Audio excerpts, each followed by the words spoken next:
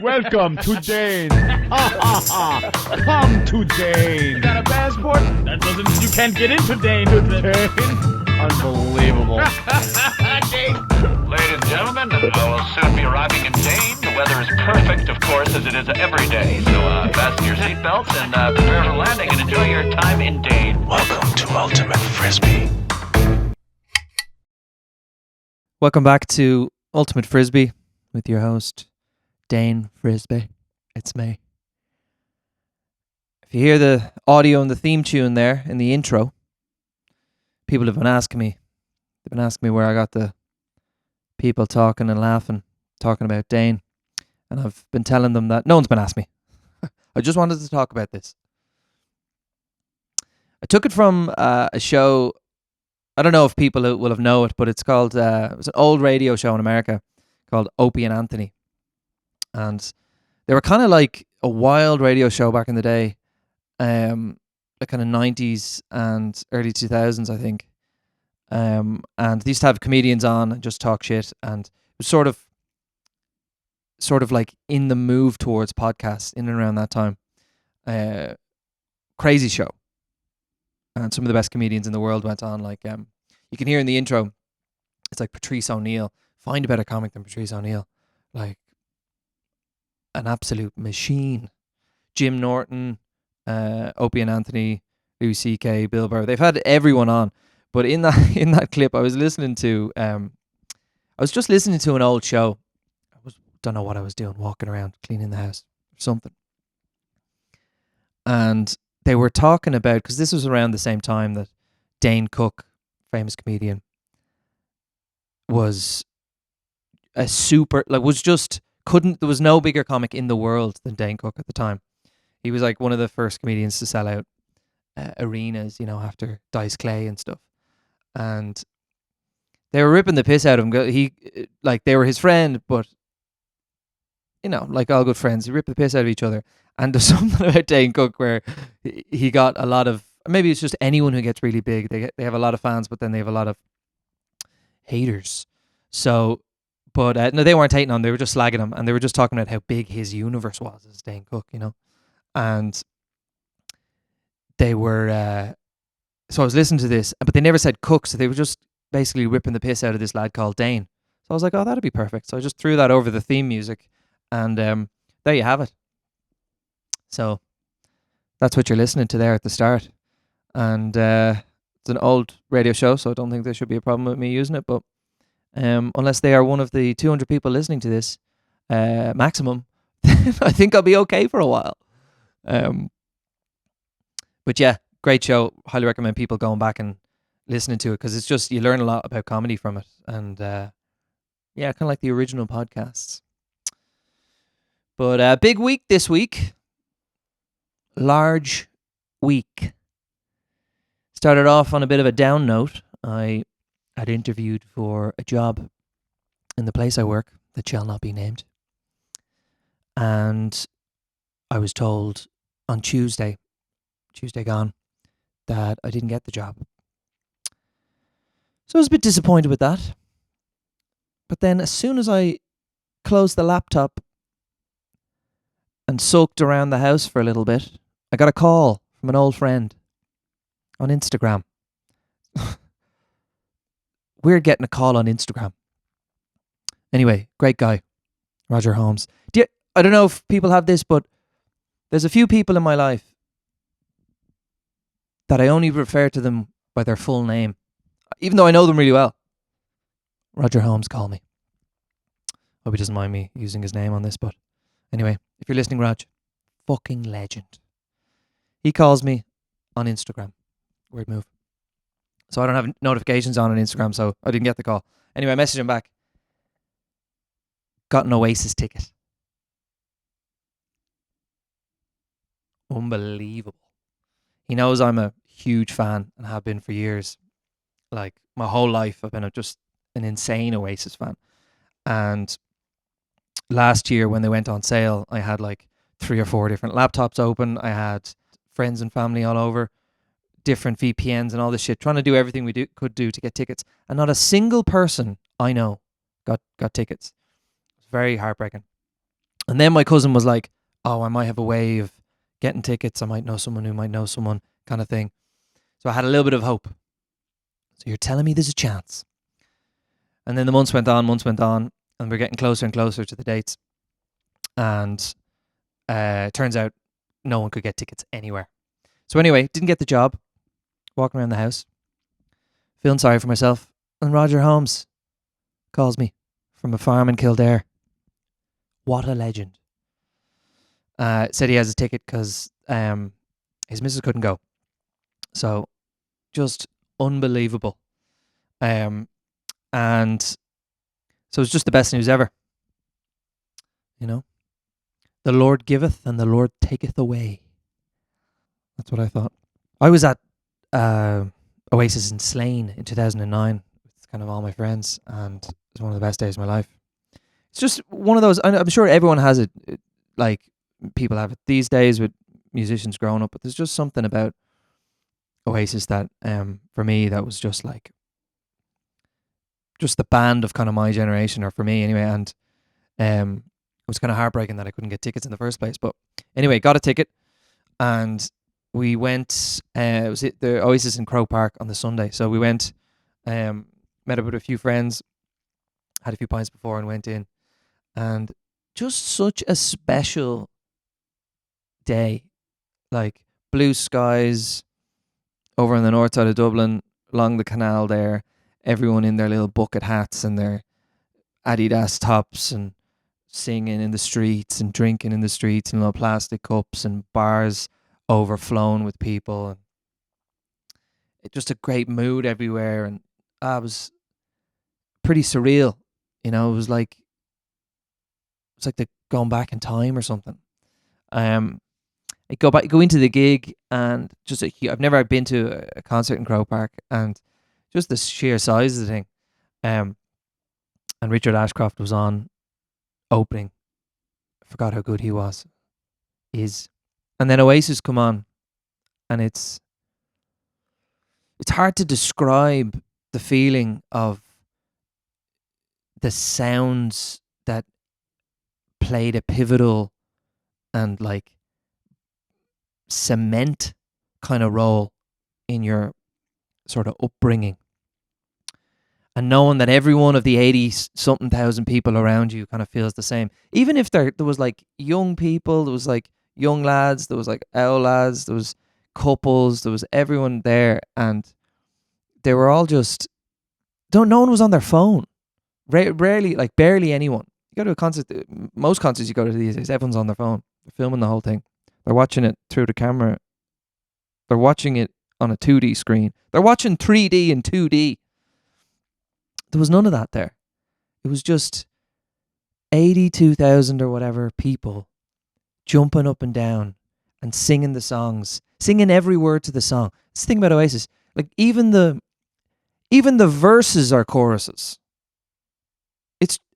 It's like we were at it's like being at a World Cup final, but we're all supporting the same team.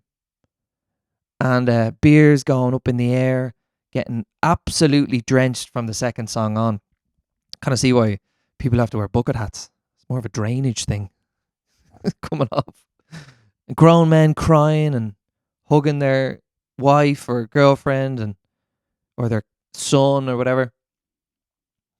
And yeah, set list was amazing, just end to end bangers. And Nolan and Liam seemed to be getting on, and yeah, it's just unbelievable stuff. All the artwork on the projector thing was beautiful, and even at the end, like Champagne Supernova, it's a great tune to end with. There was like this like sunset thing come down, and everyone's just sunset things come down, and as soon as the sun hits the bottom, fireworks up into the sky. I also saw they had, I don't know if they had it for all the gigs, but they had like a drone. They had like a drone show before, the night before, that said Oasis in the you know, the Oasis logo in the sky. Pretty epic. And there was like around 2,000 people outside the stadium who couldn't get tickets, just singing and dancing like it was a festival outside. It was just another it was just an amazing life moment. And just want to say thank you, Rog Holmes. What a man. One of life's moments to remember, for sure. How many special people change? Speaking of special people, we went to the Fringe there on Thursday. Just went over for 4 days. First time ever going. Unbelievable experience. I've been to Edinburgh a few times. It's a beautiful city, and there's just something going on everywhere you go. All the streets are packed. Street performers everywhere. People singing. A cappella people under bridges. People acting in the street. A lot of lads in dresses for some reason. Not kilts, just lads in dresses. As a performance. I don't even know what. A lot of interesting, cool characters, beautiful people. A lot of creatives. It's definitely something that everyone should witness.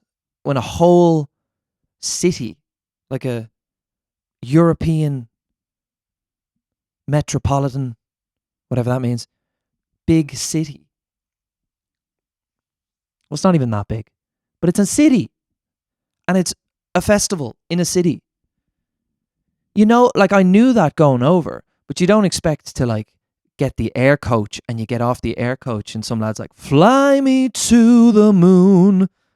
Like, what? As soon as you get off the bus, they're like, come see my show, come see my show, come see my show. And everyone has a cool little way of getting you, like a little sort of hack of getting you into their show. They'll ask you a question, or they'll tell you a joke, or they'll, like my friends were giving out mullets, doing haircuts, because their show was called Mullets with Attitude. Dan Stevens from the last episode. I went to see their show, 10:45, in this place called Just the Tonic, I think, in this like cave kind of place. It was really good. So fair play to Dan and Rob Nother for that. I don't know how people do a month over there. Like I did 4 days, and I felt like there were some points I felt like I'd never been anywhere else. It's just like a bubble where it's constant. You constantly go into shows. Like I was over just jumping on sort of compilation shows. So, you know, like Best of Irish or Irish Headliners or Irish Invasion. And thank you to everyone who had me on. Really, really appreciate it. Which isn't big numbers now for people, but I think I did 12 shows in 4 days.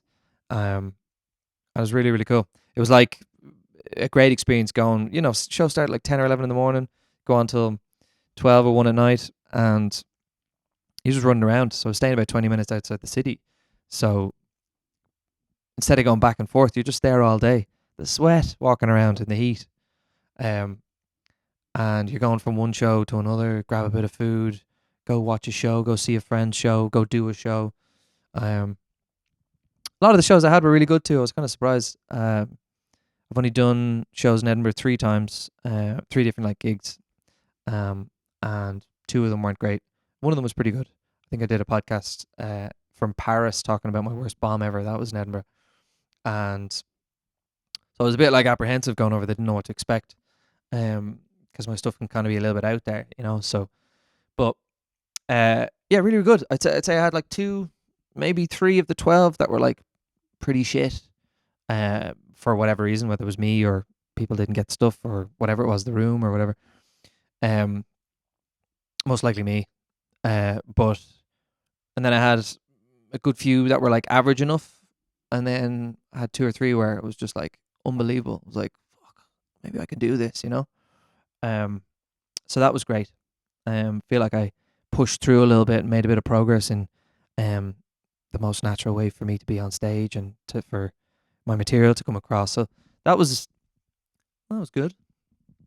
And you bump into a lot of people over there, and some people come over for a week or 2 or a few days, or they do the full month and they do their own show. And bumped into a lot of Irish people that I know, comics from here, and they've been like, that was the last weekend, and I just did 4 days. But I can't imagine what it'd be like doing 4 weeks, and some of the tired faces you meet, you know, been there all month, doing shows all day, jumping on other people's shows, and then doing their own show in the evening for an hour, and then going out drinking to 5 in the morning, and then doing it again.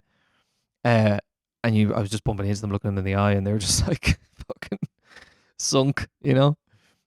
But everyone's having a good time. I got to Edinburgh and was pretty hungry, so I was like, let me see if I can find a little Scottish breakfast or something.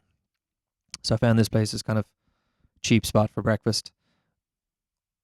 So good, called Quick and Plenty. Really unassuming, kind of shitty looking place, but really cheap and unbelievable breakfast. So if you're in Edinburgh, maybe give that a shout. I went down to the Royal Mile, which is the big long street, Prince Street, Royal Mile, something like that. It's kind of the main street that leads up to the castle. As soon as I got there, I bumped into one of my friends, Alex J. Byrne, who puts on a few different shows over there. Probably one of the nicest guys in comedy. This is only in the afternoon. It was early in the 12 or something, and he does magic, so, family kind of friendly magic shows. So he didn't have many tickets sold at that time. I think he had between 5 and 10 or something. So I said to go in and watch it, and it was great. An hour of magic tricks, and it was just a few other couples, and then their kids, and it's this small little room, lovely kind of intimate little room, and just magic tricks and fun. So that was a nice little start to the festival. Alex is a great guy, and then he also puts on these huge gigs in these big Irish bars as well, up to 200 people in the room, and yeah. So there's something for everyone there. But the first night I bumped into Justin Cash, very funny Irish comedian, dry, kind of slow, kind of humor. And we went to this show at about 9 o'clock in this other tiny room.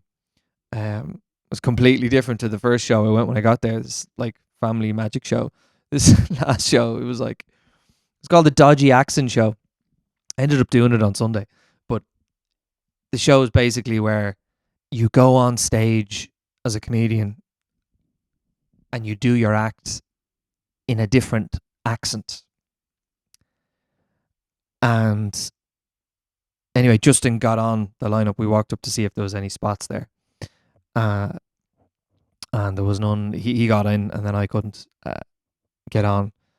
And it was the funniest. It was probably the most I've laughed out of any, comedy club gig, maybe ever. Obviously, if you go see a big comedian that you're a fan of, that's a different story. You kind of you're in it, and it's a different kind of level or whatever. But usually when you go to, especially if you've been doing it for a while, when you go to a comedy club, you're appreciating it, and you might laugh here and there, and it's you're kind of you're looking at it from a comic's perspective. You're like, oh, that's funny, or why is that working, or what's going on here, or that's interesting. But this was just he did his.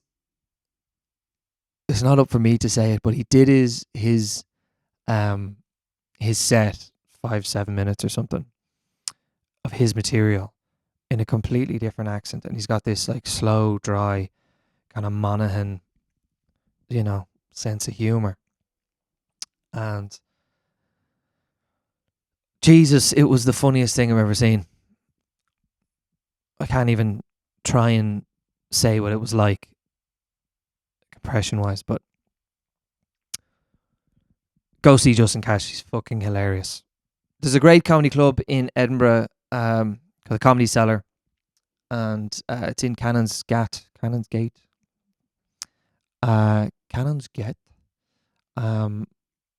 It's run by a guy called Michael Porter from Northern Ireland, and he's fucking madman, but absolutely hilarious and an amazing host. And he doesn't just do the Fringe, he does 7 nights a week throughout the year, and his shows are amazing. I did them before in January, and he's like a hurricane on cocaine or something. He's just this northern fucking explosion. And he talks about it like openly. It's his show is called Generational Trauma because he was hit by a car and his head went in between the tire and the mud flaps, and he was dragged up the street. And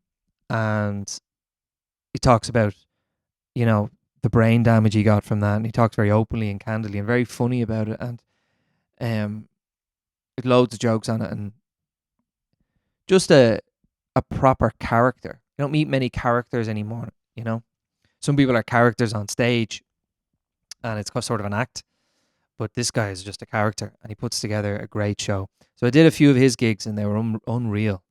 And we were talking about it actually, the people who have brain damage or who have had an accident or something. And there's actually so many huge comedians that have had something like that happen to them. And maybe after it, I don't know whether it's like they don't give a fuck anymore or something happens to their brain where they just become extremely funny after getting a whack. It does happen. I found a clip from Kill Tony, actually. I sent it to Michael a while back. I'll play it here. It's just Tony talking about that exact thing. That is straight CTE.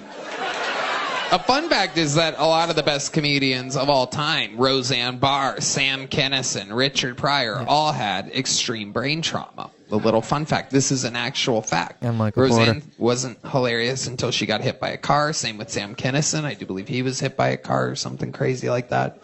You're in good company, Antonio. There are no coincidences here. He's talking about a NFL player there, I think.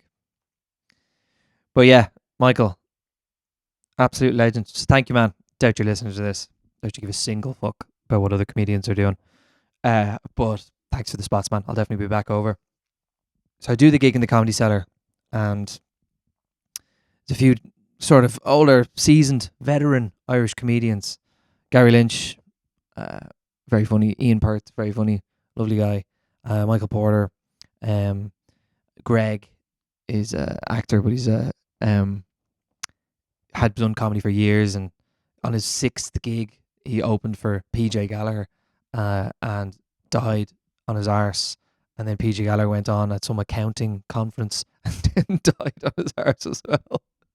Talking about doing some song of the Eye of the Tiger, but the lyrics are the Eye of the Willy or something. And he said it was the worst bomb he's ever seen. And then he talked about it after that in a radio show. So just telling all these funny stories about well-known comedians and times they bombed and all this. And we're sitting around chatting, having a few pints after the gig. And when you finish a gig in Edinburgh, so there's another slot. So there's another show on directly after it. So you kind of come out, pull down the show, and then another crowd goes in or whatever. So we're having pints, and the next people for the next show are going in. And this kind of woman comes down the stairs, and we're just chatting here like this. And she's got like sort of short hair or whatever. But I don't know if you'll remember from my first episode with Jackie Chan, of a fairly decent facial recognition system. Yeah, I have a decent ability to recognize people, even in my peripheral for whatever reason it is. And chatting away, and this woman comes down. She must be running the show or comedian, whatever. She walks past, and I go, "Fuck! I think I recognize her. I think I saw her on the news." And I wasn't watching the news. It was some clip that went viral or whatever ages ago. And it's I didn't watch the full interview, but it's just this clip of this kind of like guy in a suit, this kind of smarmy, kind of smug guy. I think they're talking about like feminism or offensive words or something like that. I don't know the context. I don't know anything about these two people either. But she's the kind of feminist given out in this. So it's like Sky News, there's a presenter, there's this kind of guy who's like debating her. She's like the comedian feminist who's given out or whatever.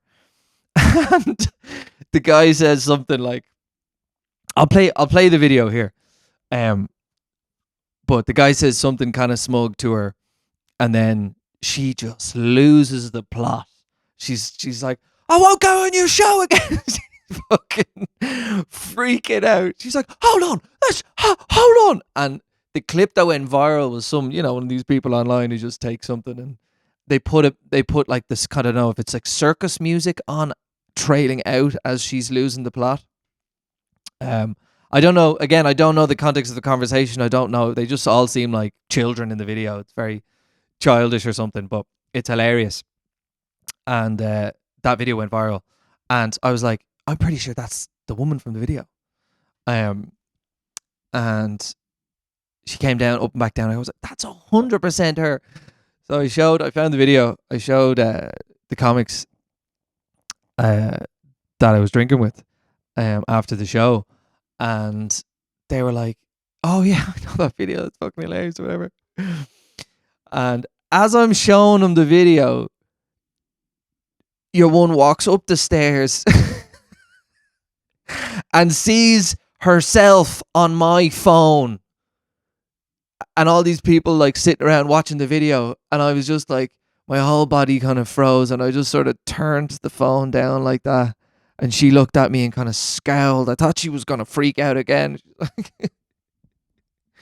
Oh, that's totally on it. What are you doing? That's what I thought she was going to be like. It was just such an awkward moment. And then she left and everyone burst out laughing. But fucking hell. I'll play the video here, just so you know what I'm talking about. All right, here we go. Really have a right to be treated respectfully. We are unfortunately running out of time. But Peter, I just want to get one final thought from you. Are there words that are used to describe men that offend you? Not particularly, and if there are some I don't like, I certainly wouldn't want them banned. But it always goes back to that old adage: sticks and stones may break my bones, but there will always be something to offend a feminist. Peter Lloyd. No, that's just obnoxious. Peter Lloyd, sorry, you have to give me a I chance think to we'll let you respond. carry on. That is ridiculous. No, hang on, I won't do your show again if you don't let me respond. Come on, that's ridiculous. I mean, first of all, Stop. Yeah, so as soon as I was playing that, she was walking up the stairs going, oh, holy bollocks. So that was pretty embarrassing for me. Poor woman, probably very nice. But it's funny when you see someone from a viral video. That's never happened before to me. So I thought that was worth sharing. The Fringe was cool. You definitely get a load of experience going over there, and you going on stage, you just kind of become used to it after a while. You get into kind of a familiarity with just being on stage and being in front of people, even if it's just in a few days. So I'd love to do it for a month sometime, and really give a good run and bring a show over and stuff. You'd just be a machine after it. So came home there on a couple of nights ago, and then went straight into a competition in one of the kind of bigger clubs in Dublin, and ended up winning it. Well, tying for first or whatever. And it's just like you just become really comfortable after it. So I think that's a huge part of it. I don't know if you can go over there. I'm sure you can get reviews and someone could see you and you could make it, but I think a lot of it is the grind of like putting on your own show, promoting it, flyering, getting on stage an awful lot, learning from that, and coming home with that motivation to write more and build. And that's sort of, to me, what the appeal was and the kind of how I was inspired after it. So I'll definitely do it again. And it's just great. You get to kind of know comedians from where you're from or from everywhere more when you're in that kind of bubble. And yeah, you come home and then hopefully people aren't ripping each other's heads off again. But that was cool. Like, it builds community, you know. Like a few weeks before that, I went to the Paddy Comedy Festival in Dublin, which I just thought was like little venues around the city put on their show, and it was like branded with the Paddy Power thing. But no, it was like a proper mini little festival in the Ivy Gardens with big tents, and a few of my friends actually were performing. So it was really cool and inspiring to see. And I went to see some unbelievable comedians. Like Neil Delamere is on a whole different. So Shane Todd was on. I went to one tent and because I wanted to see Shane Todd and Neil Delamere, and there was actually Kim Condon was on earlier in the lineup. I kind of wanted to see her too. She's like a American comedian. I think she's like Austin based. Is on Kiltony the whole time. Very funny, kind of dark humor. I think she's hilarious. Like, but it was interesting to see a lot of the stuff not landing in a bigger tent, because she's absolutely hilarious. But I don't know if some of the American references weren't landing, or her dark kind of humor wasn't landing, which I can kind of sympathize with sometimes. Some crowds just don't like jokes about a certain topic or whatever, and that's fine. It's subjective, you know. But it was interesting seeing someone at her level have that kind of pullback from a crowd. I thought she was hilarious. Again, the jokes are amazing. They were some of the best jokes in the whole night. Just people weren't going for them for whatever reason, but I suppose that's just the nature of it. And then Shane Todd was on, and because I hadn't really I've seen his podcast the odd time, and he does huge venues around. He's one of the biggest comedians in Ireland, like North and everywhere. Seems like a nice guy, seems like a cool guy. So I wanted to see him, and he's just amazing. And he said one of his bits said something about he's been performing for, I don't know what it was, 15 or 18 years or something.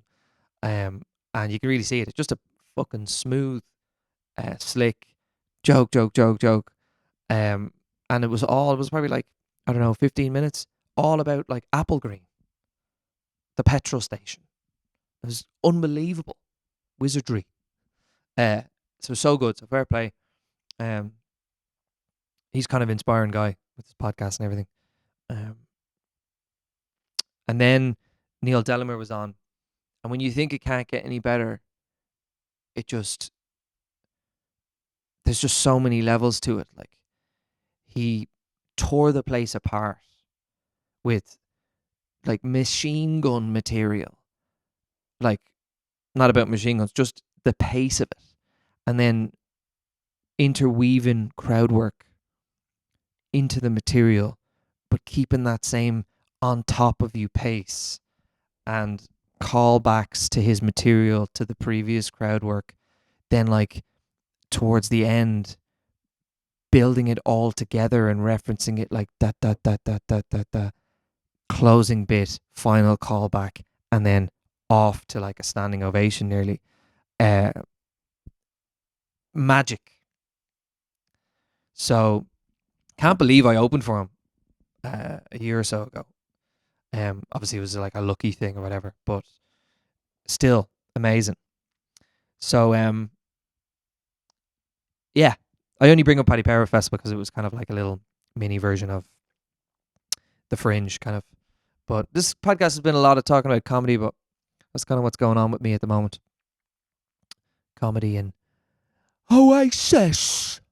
So yeah, a short one this time. But thanks so much for listening to episode 7 of the Ultimate Frisbee podcast. If you are one of the few that listen, give us a like or comment or something. Engage with it. Apparently that helps for the thing to be seen by other people. And then we can grow this thing a little bit. Have a little bit of a community. Be cool. And it helps with gigs and stuff. And just getting some form of profile out there. But if not, no worries. But I appreciate you listening if you've made it this far. I have a show in December 5th. I'm going back and forth with the amazing photographer I'm working with at the moment, Kate Swift, who took my pictures there recently. And we're just kind of editing the photos. And once I have them, I'll make a poster. And then I'll send it to the venue. And then it'll be on sale. So keep an eye out for that. Really excited. And can't wait to see you at that if you come. But yeah, thanks so much for listening.